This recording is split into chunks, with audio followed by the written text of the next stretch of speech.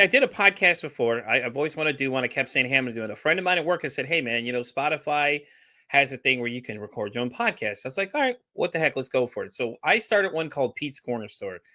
And the reason I say this is because I've been in customer service all my life and I've had Mhm. some stories to tell people. So I was like, all right. The first season was just me telling nothing but stories about things I've experienced, like things that have happened where I work. I didn't tell anybody where I work at just because Yeah. I Yeah. had to No. keep it complete, like the whole social media agreement. But anyways, I did a whole first season. It had gotten a lot of reviews. A lot of people liked it and thought it was hilarious. I'm like, you're all laughing, but these are real stories. I'm telling you, I've had people do some crazy things go on here.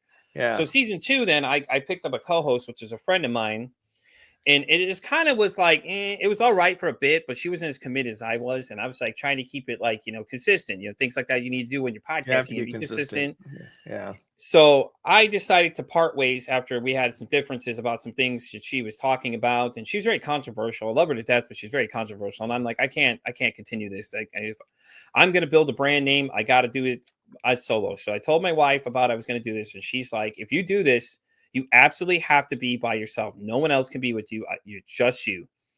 Okay, cool.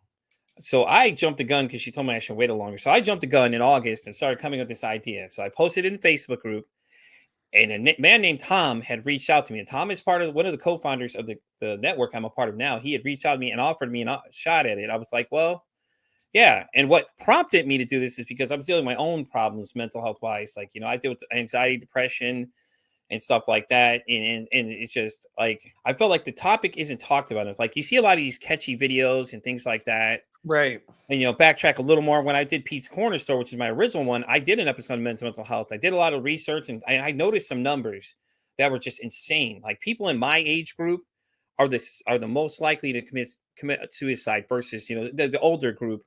But right now, I'm right in that area. I'm like, man, this is crazy. Like, why That's is this bad. though? Yeah. And if you look into it, it's because not a lot of people are talking about the subject. Like, hey, and, people say they're okay and they're not. So now instead of saying people, how you doing? Usually I go, hey, how's your mental health? And people stop and they think, I go, whoa, hold on. Hmm. He didn't just ask how I'm doing. He said, how's my mental health? So now I'm really thinking. And I had one young man, he reacted weird. He just went completely berserk. Like he didn't know what to say. He's like, why is he asking me this? And it's like, yeah, it got you thinking, didn't it? And I said, the reason I asked you that question is because I'm curious. How's your mental health doing? Are you good? You all right? Are you upset about something? Something bothering you? Day down?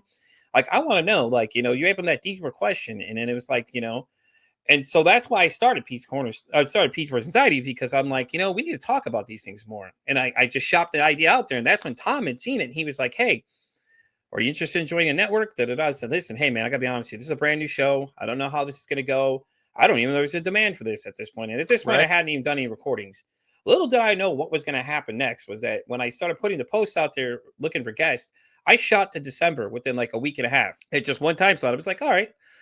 So then I'm like, okay, the demand for 3 p.m. came and I shot it to 3 p.m. I'm like, okay. And then I met another person, actually my guest that's going to be on at 3 o'clock, Keegan. He and I have been talking back and forth. And he was asking me some questions like, hey, man, you don't have a calendar? I'm like, no, I don't have a calendar. I'm still kind of new to this thing. I'm still figuring this out as go. And I was like, all right. He's like, yeah, man, you should get a calendar. It'll work great. Help you schedule people a lot better.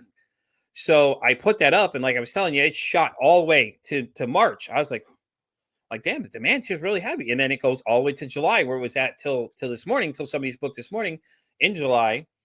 And I was like, okay, all right. This is crazy. All right. Like, it was a That's lot of awesome. surrealness because it's like the demand is there. And every time I talk to people, they're like, oh, I want to be on the show. I want to be on the show. I'm like, guys, I'm booked till 2025. So then the network approached me about a Patreon. They're like, hey, do you want to be a part of Patreon? It's a way you can make a little extra money. It's a little bonus content on there. So I have another schedule of Patreon. So I've already got a bunch of people booked for next year, Oh the wow. beginning of the next year too, as well, because I joined up with a site called Podmatch. It's one of my guests 2 weeks ago, Stephanie, is working on this film called Bloom. She actually has it ready to go. She's just trying to get it funded. And it's going to change the way people look at mental health. Basically, she has it in a sense of like a lot of comical things are in there to laugh at stuff. Just kind of give it to them in a different format than just force feeding all this information down your Yeah. throat. And it's a great idea. And Stephanie and I, we invited Stephanie to join our my nonprofit, which is Podcasters Prevention. They actually the founder, Ricardo, actually is the one that was telling her it's going to help her try and get it funded, help her do fundraisers and things like that, and invited her to be a speaker part of it too. Because what we're trying to do is raise mental health. We're trying to raise $1 million Yeah. basically to look at different initiatives for mental health and everything like that and stuff like that and things like that. And I can send you all the info and everything too. I'll email you the info. That'd be and you great. can check it out and see what you think and everything like that. But yeah, man, I just think the topic isn't talked enough about. And I love it because I'm learning new things every week. I got experts, I I'll got bet. speakers, I got all these people giving me all this information, and I love it. I'm feeding off it. I'm so excited because I get to meet new people. I got to meet all these different artists too. And you get their different opinion. The aspect is that we're trying to create a safe space for people to talk about mental health. Whatever problem you deal with, this is the place to be. You can come on here. You don't have to be a professional. There's no restrictions. You could be just an average Joe. You have a story you want to share. If your story touches one person's life, you made a difference right there. This clip presented by Smart Labels QR Code Storage Labels. Buy today on Amazon or Walmart.com.